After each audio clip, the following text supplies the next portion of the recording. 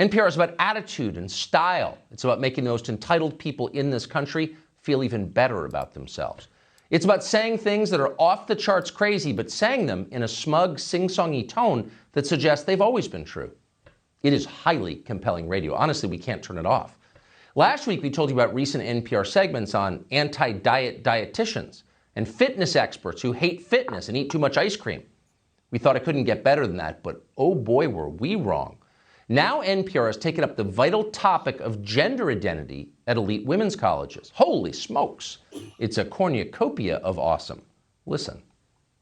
Women's colleges are adapting their admissions policies to reflect a shift in the way that people understand gender. Some students identify as transgender or non-binary, not exclusively male or female. So who belongs at a women's college?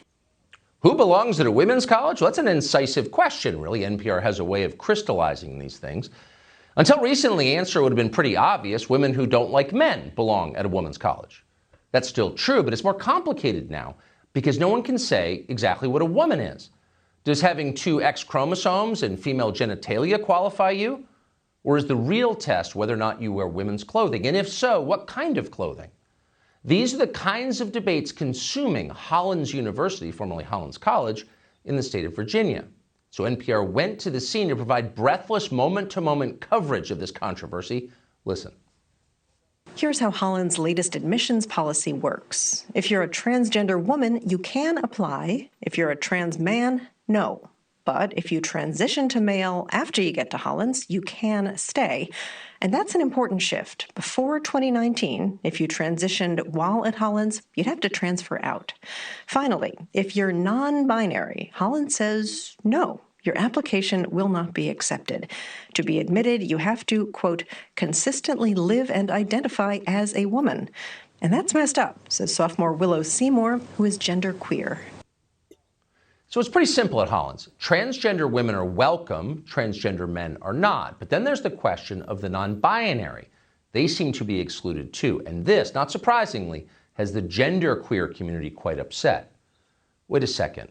What's a genderqueer? Well, NPR never explains that. You're supposed to know the answer.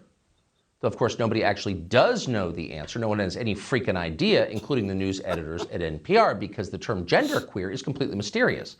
It has no actual definition. In fact, it's more a litmus test than it is a word. But that doesn't mean it's not real. The genderqueers at Hollins are on the warpath over the non-binary admissions controversy. And the enraged include genderqueer sophomore Willow Seymour. Listen.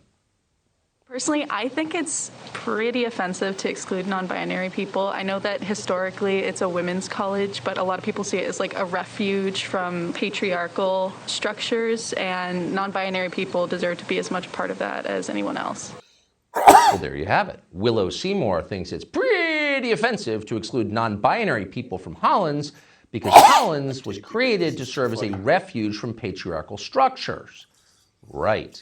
Well, actually, Hollins was created as a place for rich girls from the South to cool their heels until they got married. But whatever. Willow Seymour doesn't know that. And in that way, Willow Seymour is the perfect NPR guest as well as the perfect NPR listener. Totally ignorant, but completely self-assured.